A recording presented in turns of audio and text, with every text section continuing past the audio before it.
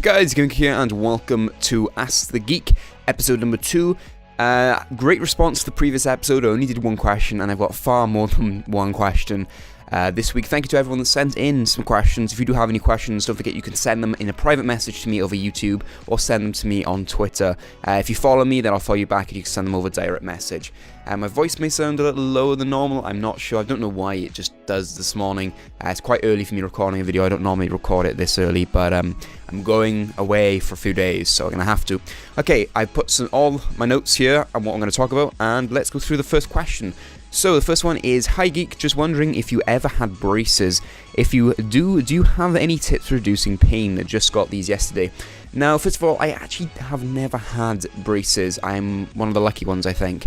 But I didn't want to just leave it at that and go, no, sorry, can't help you. That's not the way I want to do things around here. So I did a little bit of research and I'm going to give you the top tips. And these have actually come from orthodontists themselves, so they are professional tips, not just some little kid somewhere that's made these up randomly. These are actual tips, and I look like a ghost, I think, but it doesn't matter. The first one is you can use, these numbing agents like Advil or Tylenol, but all they're doing is numbing your gum, okay, as a downside really, so you don't feel it. It's not really helping the problem, it's just numbing the gum so you don't feel it, as if you're at the dentist and they numb your gums when they try and do a filling or something. It's that similar thing. Some orthodontists recommend massaging the tooth. I know it sounds a little odd at first, but bear with me.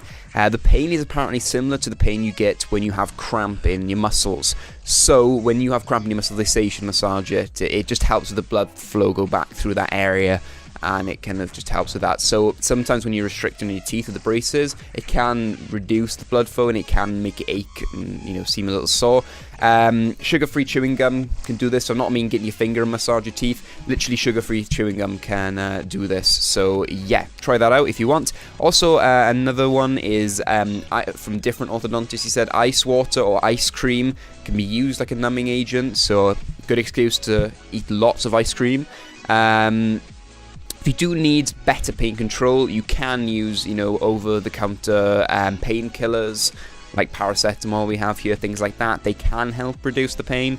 If it persists, though, it is important that you, it is advised that you go back to your orthodontist and possibly get the braces loosened. They may be too tight, so if it's going on, for a week nearer or, 5 days or whatever, and you're still in quite a bit of pain, go back to your orthodontist and get it checked out. So that's all the tips I have for you. Hopefully that's helped you.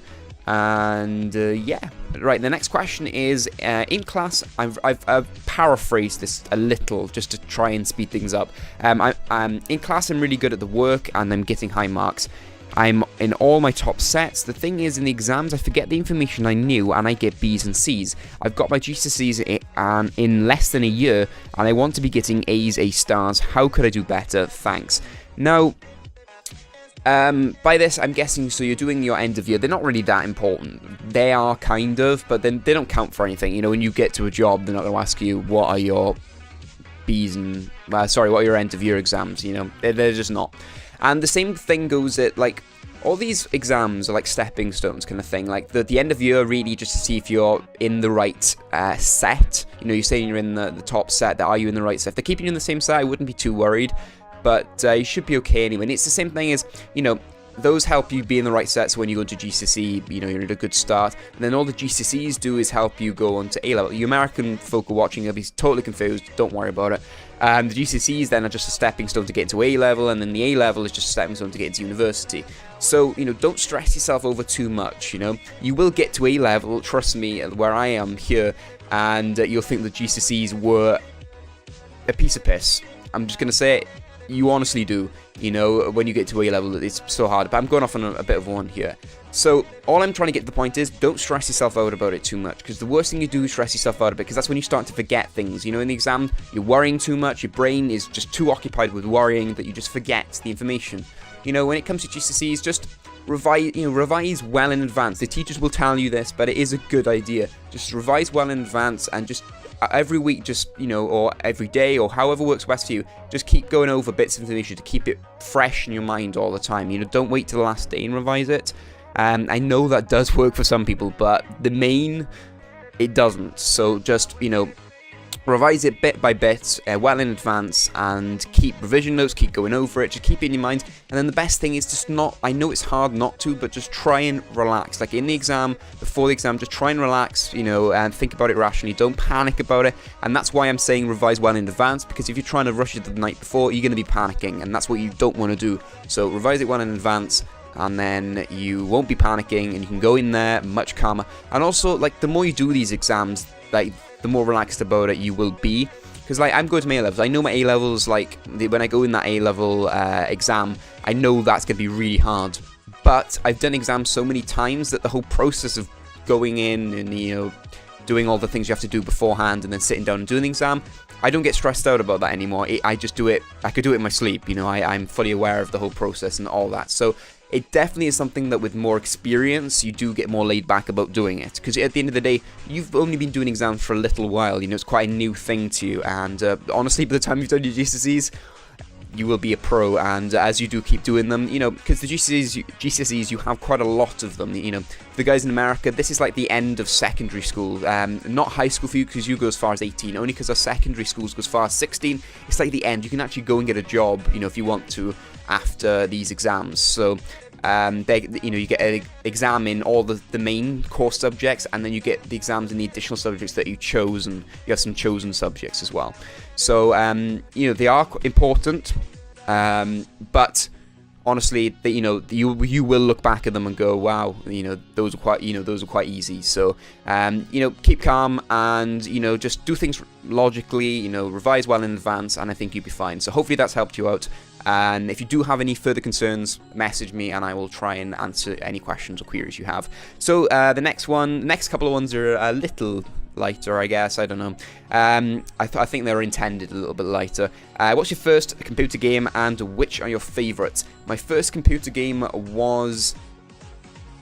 Well, it must be the one I had for the Game Boy Advance. That was like my first gaming console handheld thing. And I had Bob the Builder of all things. I had that. I remember that. That's the thing I remember first. So not the greatest of all games. I'm telling you that. And then that built up. I had Pokemon and things like that, and I played that more than anything. Pokemon. I spent too many hours playing Pokemon when I was younger on Game Boy. But everyone has to have played Pokemon. When they're younger. It's just part of growing up in a gaming world. So yeah, but games I remember fondly, I've done this in the podcast a little bit. I remember the Uncharted series, I remember that really fondly, although that's not as old as stuff like the Pokemon games I played on Game Boy. I still remember those really fondly. They were amazing games, and I love playing them. I'll have to go back and play them all again soon, and those are a series of games where I go, yeah, those are good games. Burnout Paradise, have fond memories of that, and mainly because the community events I used to go to and host on that were just really good fun, really good times, fond memories of that. So Burnout Paradise, definitely. Criterion Games, really great company. Apart from that, I don't know. Those are the main ones I remember quite fondly. So my game collection is over there. I'm literally looking at my game collection as I'm doing this. So if you're wondering where the hell is he looking, that is exactly where I'm looking. I don't know. Those are the main, I'm gonna say. I remember the early days of me playing MDub 2. Jesus, my first Call of Duty, MDub 2. Ouch, I was bad. I'm not great now in real terms. You see the best of the gameplay, but back then, wow. Yeah, let's not go on that. But yeah, off the top of my head, that's what I can think of. Hopefully that's answered your question. And I had one which I think is intended a little lightly. It's just, what's the meaning of life? Mainly because I know the kid who put it down there. Anyway, I'm gonna just try to be a bit quick about this. The meaning of life is whatever you want it to be, whatever you make it to be. Some people get focused over, why are we here, what are we doing, what's gonna happen, why were we here in the first place. It doesn't matter. The point is, you're here right now. Do what you enjoy doing, number one. And, don't let anyone else tell you that you can't do that because it's wrong, or because, it's not what everyone else is doing, Do what you enjoy, do what makes you happy, and I think that's the most important thing in life, is just to be happy and to do what makes you happy. Don't just do something because someone else wants you to do it, or follow a career path because you think you're going to get lots of money. You do something that you're going to enjoy in life, and I think that's the most important, because a great philosophy that my parents have always followed, I'm trying to adopt that as well, is that if you do something you enjoy, the money will come. If you enjoy it enough, you will progress at it enough to the point where you will be earning a decent amount, within reason, obviously. But I see people put money first over the enjoyment factor, and yeah, you can earn more money probably quicker, but you're stuck in a job that you hate doing, and you're spending a lot of your life in that job. I know this wasn't really job intended, but it's a big part of your life, a job. And so go and do something in the world that you enjoy doing. I'm doing this because I enjoy doing it. The money isn't here right now for me doing this YouTube stuff. I'm going to be honest with you, but I'm here right now because I enjoy doing it, and I think that's more important. And the skills I'm doing from this, I feel, will progress me forward into what I want to do in the future. So, meaning of life is whatever you make it. Go out there, do what you want to do and what makes you happy, because that's more important. And yeah. Who cares? Overall, we could say that, we're here to develop and to, grow stronger as a race and, do some great stuff. And the world is a great place. The world, yeah, there are these few minority that make the world a scary place. But that's what makes it so interesting, You never know what's going to happen in this world, and just embrace it and be yourself and enjoy it. The world is beautiful. It is a great place, entertaining, and sometimes depressing at times. But that's what just makes it so interesting, Otherwise, we would literally be bored 24/7. Yeah. Anyway, I've gone off on a bit with that one, but hopefully that's kind of answered your question there. If you do have any questions, don't forget, send me a message over YouTube. You can leave them in the comments below. The only thing with that is that obviously everyone else can see you've asked the question and see who you are. So if you do want to keep it a bit anonymous, you can send me a message over YouTube. And yeah, thank you guys for watching. If you do prefer it in this format where I'm sitting in front of the camera talking to you, let me know in the comment section below. If you'd rather it over Call of Duty gameplay, then let me know as well. Someone suggested I should do it this way, so trying it this way. Let me know what you think in the comment section down below. But thank you guys for watching. I will see you in another video. But as always, drink tea and game on.